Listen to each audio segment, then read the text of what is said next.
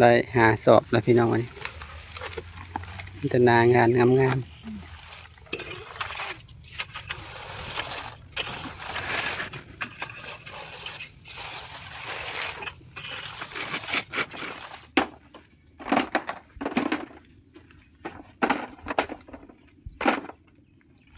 โดยสบายดีเด้อพี่น้องเด้อมื้อนี้ก็อยู่ทางเตาถ่านคือเก่าพี่น้องเอ้ย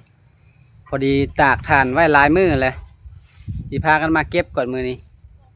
มันก็บ่ได้เปียกดอกเพราะว่ามันเป็นแบบว่าฝนพระอายฝนถึกแหละช่วงเฮาเข้ามานะหอบเข้ามาแล้วมันเลยเฮ็ดให้ผ้าบนเฮาฮุบเข้ามานั้นเปียกแล้วมันสิลอกกับขี้ดินมันก็เลยหมอกก็เลยตากไว้หลายมื้อแน่แต่มาบาดนี้มันก็ออกเมื่อไรขี้ดินนั้นเขากวาดมันออกหมดเลยมันก็คือฐานปกติกลับมาเป็นคือเก่ามันเต็มตารางกำลังกวาดออกมาจักสิได้จักสอบพี่น้องมือสุดท้ายบาดนี้ทำอีว่าสิแล้วแต่มือก่อนๆพุ่นแหละสุดท้ายแล้วว่าได้ตากก่อน2-3 มื้อสิพากันเก็บก่อนบาดนี้หากันเก็บได้3-4 สอบพออยู่เทิงเตียงแต่ตัวบนมันตากผลหลายๆมือนั่นพากันตากแล้วเอามือดังแล้ว3-4 สอบพี่น้องนี่ตัวควัดใหม่เขาสีเอาไว้ขายยังขายได้อยู่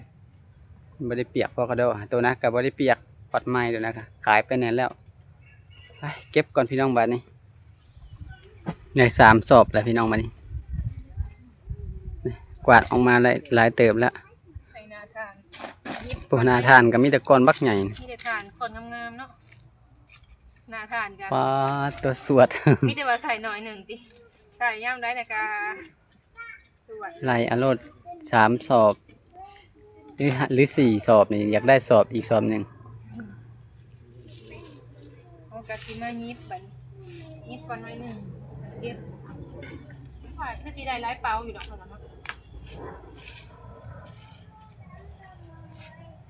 อย่าว่าเสียดซิปพุ่นเด้อ หนาทานมันใหญ่นะมันยิบงาม น่าทานก็ได้มีแตะก้อนใหญ่ สบายดีเด้อๆโดยนี่ทานรอบสุดท้ายเนาะจะสีได้เท่าไรแหละพอได้ค่าน้ำมันเฮากันยังมาคันคล้ายตัวนี้น่าทาน ค่ะให้ได้ได้เปา แบบพ้นหยิบใส่มือนั้นนะมันก็เลยตาตาอ้อยโดนเพราะว่าดินมันติดแล้วห้ามอยากต้องมันแห้งกระคักมาห้ามต้องดินมันก็คุมัน เราตากแดดไว้แล้วมันจะแห้งเอง ก็แห้งมันก็ฐานปกตินี่เด้เบาๆเลยทั้งเสียงก็ห้อง บ่มีค่ะหน้านะ เบาฟังร้องแล้วก็เบามันแห้งข้างในกวาดออกมาเท่าน้อยกวาดออกมาเลยเก็บอยู่นี่เพราะว่าบ่อยากกวาดออกมาไกลย่ามันหมุนเลยกวาดออกมาเท่าน้อยเอาหยิบสบายคันทานก้อนใหญ่ข้างหน้ามันหน้าทานใหญ่เพราะว่ามันหมัด2-3 หอบมันก็อยู่แล้ว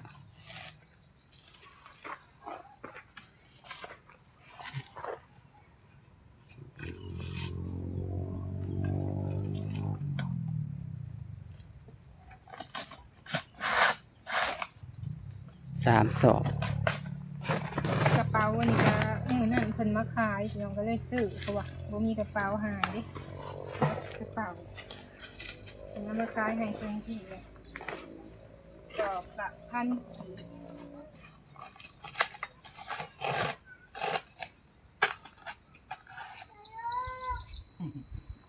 คือดึงกันเนาะขับขี่นะ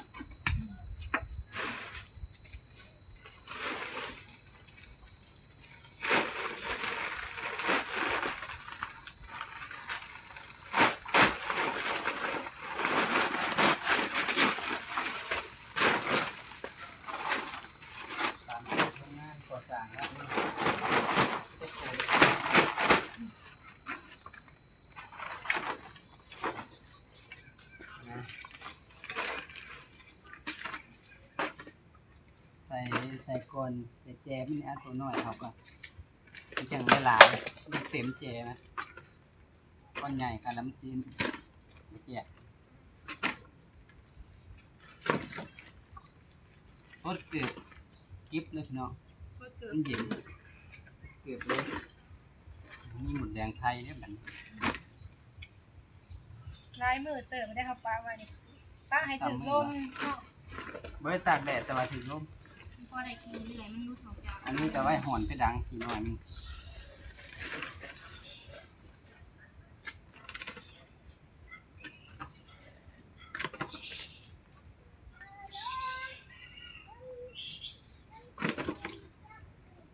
แต่มีห่มแบบนี้วันนี้ยากขังทำให้นี่ก็ดีขึ้นกันมีห่ม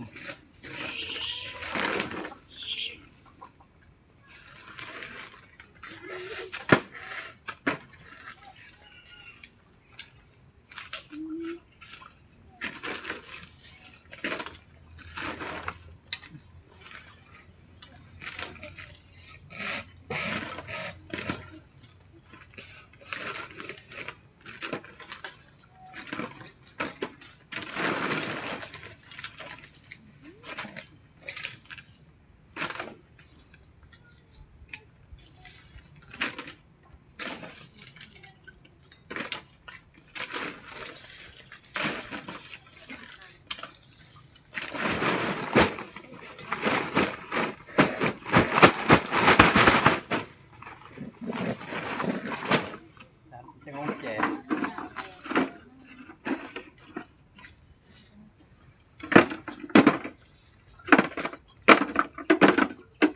ป้านอกบุกหมายจะอุ่นเนาะ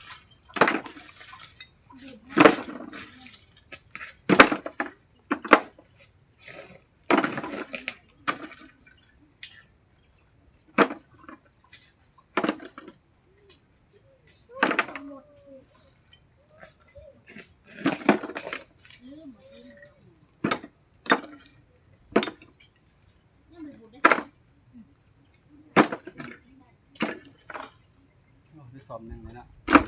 สองเปล่า เอาไปเลย ในสองเปล่าเพิ่มจะงามหมดนะท่าน งามแล้วมีไง ใส่ไปใส่มาคือละคือหลายตัว ดอกยาวกับชุด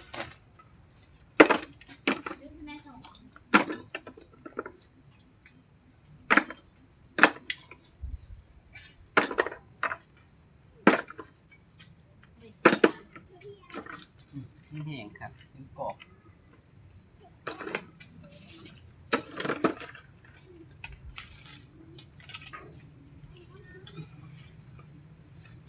อาหารตอนมันใหญ่แยกออกไว้ครับ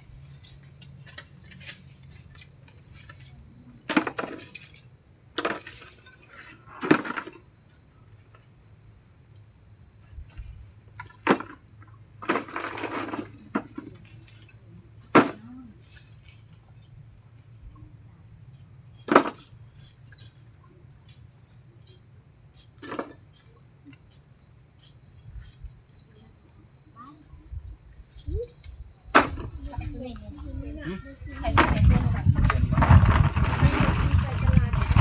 ขอเอาสิบบาท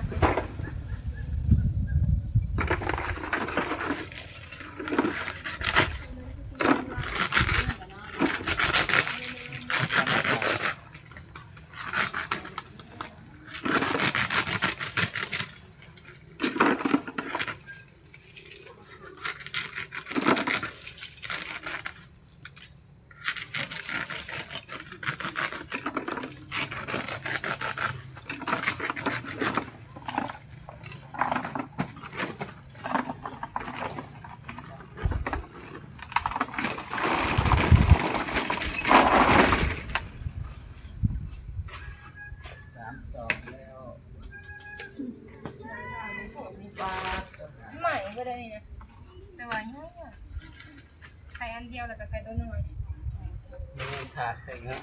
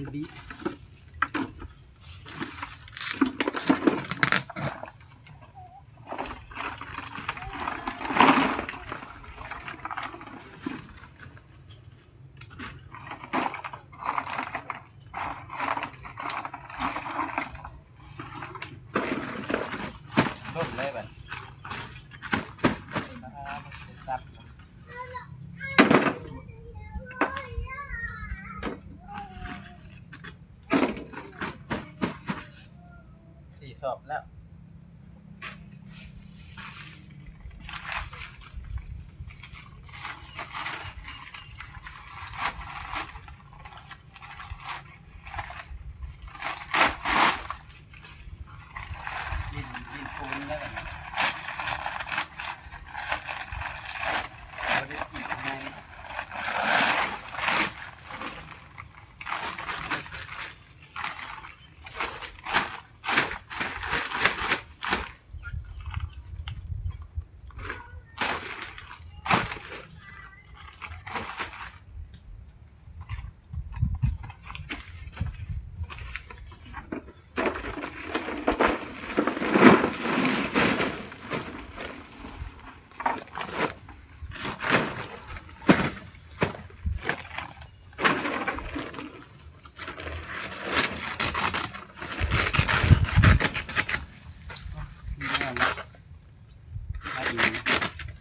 เย็นยิบ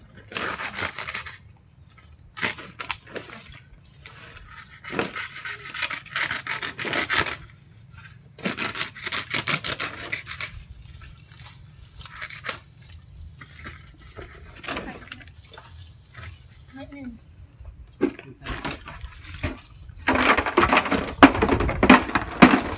ยันจะ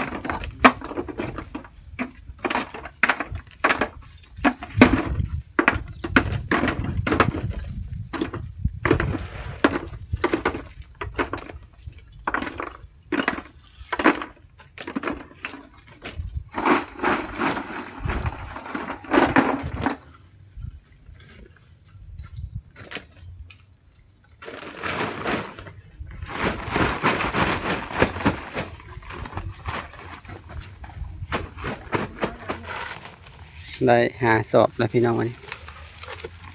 พัฒนางานงาม เอาง่ายเลยดอกสุดท้ายนี่เอาไว้ลายมือลงมาคือ ๆเสีย10 สอบพุ่นแหละยังอยู่ตาราง เอามาดังให้กระเป๋าเนาะ เอามือดังอยู่เพื่อนนะ เขาก็สิเอาตัวนี้เมื่อดังเนี่ย หาก็เอามือ3 เป่า เผื่อเขาจูดเด้ถ้าเผื่อเขาเผาอีกเอาไว้ดังให้เรื่อย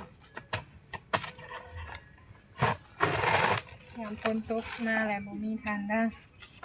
บางทีเขาก็ดังคืนบางทีดังค่ำ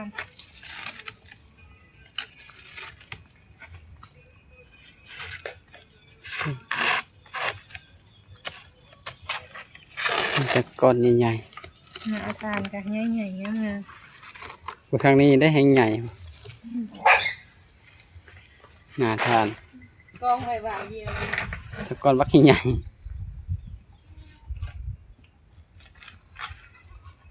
ยังหลายอยู่ทางใน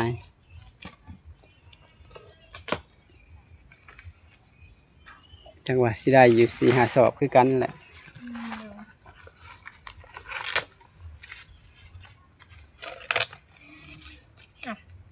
นิ้วตัด มีดบ่ นี่เดี๋ยว ลงบนไหวบ่ เขาเห็นนะ บ่ยันลงหยัดใส่กระสอบดอกแถมมีดยันแถมมีดให้เพื่อน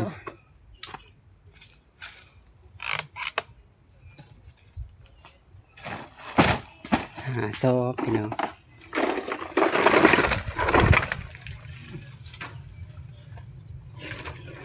แยกกระส่งให้ปันลงต่ำ นี่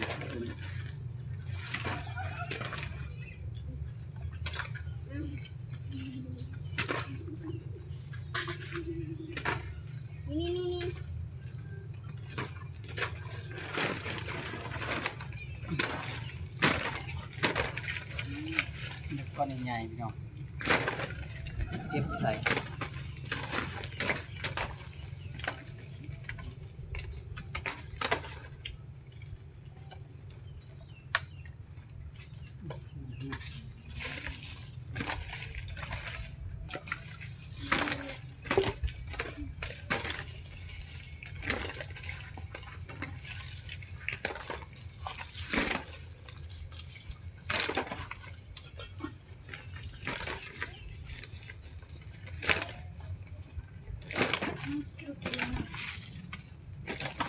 96ถ้าหมดอย่างที่ตัวใหญ่เนี่ย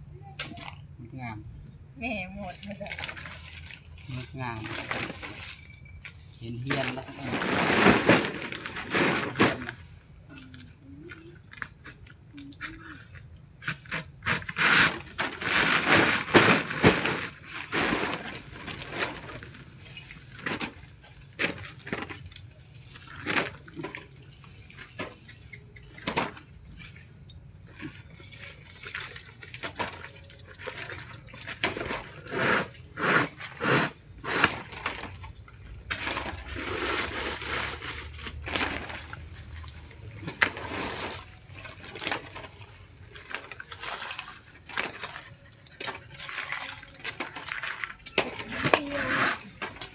ต้องมีอย่าง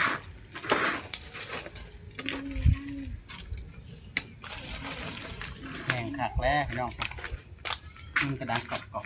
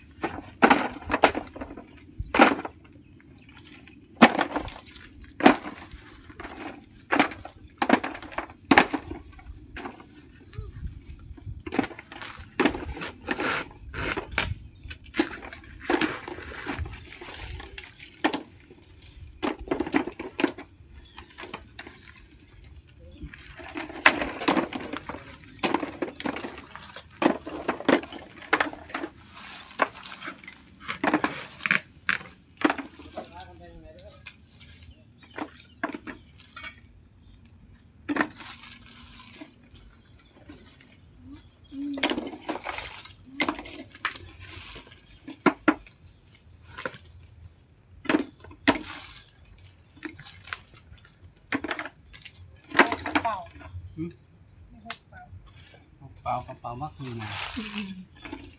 เดินเอาเช็คอีกเปล่าเช็คอีก มาเขาให้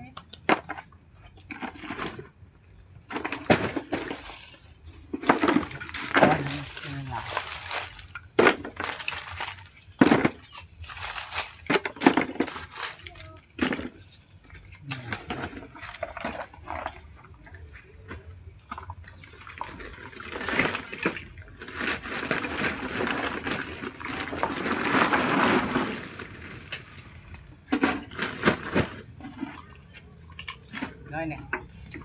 เต็มสอบ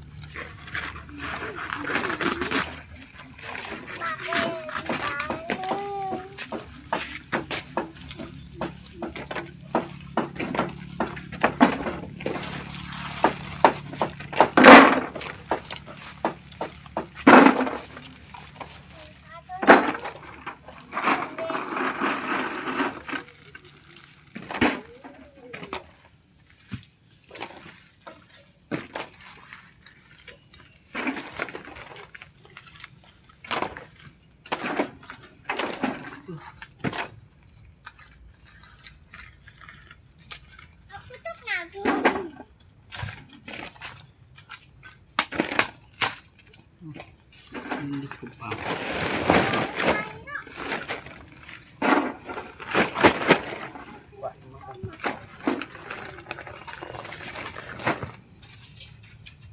ว่าเอาแค่ตัวนั้นเองนะ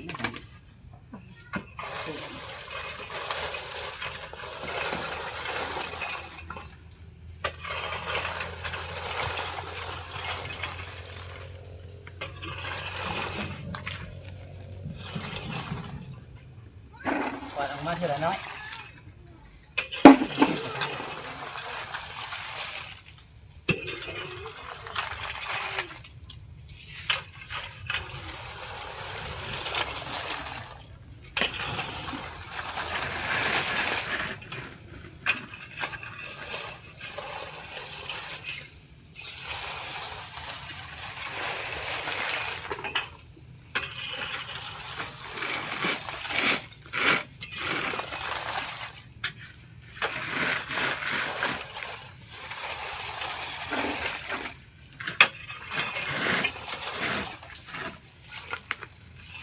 ก่อนมอดตัวนี้นะพี่น้องก่อนไม้อันนี้ก็ได้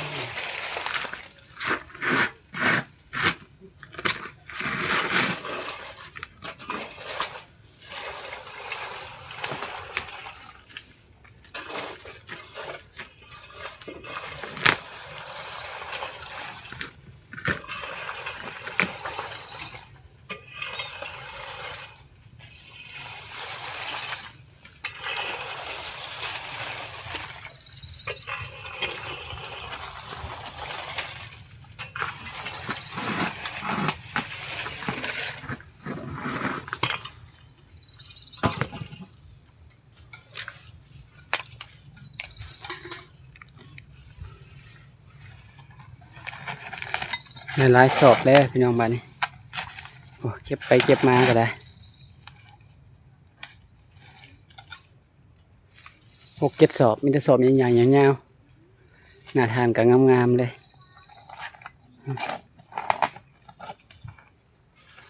ในทางลุมก็ยังอยู่ทางพุ่นก็ยังมักหลาย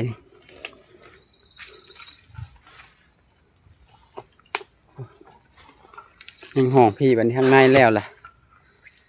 เก็บตัวนี้เบิดก็แล้วทางในทางหน้ากระสิบอยากได้ทั้ง2 ศพได้อยู่นี่ค่ะเก็บพี่อีกยังหลายเติบอยู่ที่ได้อยู่10 ศพบุรุษ10พี่น้องมีแต่ว่าคลิปนี้ว่าเก่งก็จะขอจบคลิปเด้อพี่น้องเด้อนี่สิแล้วเมื่อนี้แหละพี่น้องเอ้ยสวยกันเก็บกำก็สิเก็บให้มันแล้วทางเทิงก็สิหาศพก็เก็บขึ้นไว้ก่อนแหละโดยมีแต่ว่าคลิปนี้บักเก่งก็กล่าวคำว่าสบายดีเด้อพี่น้องเด้อ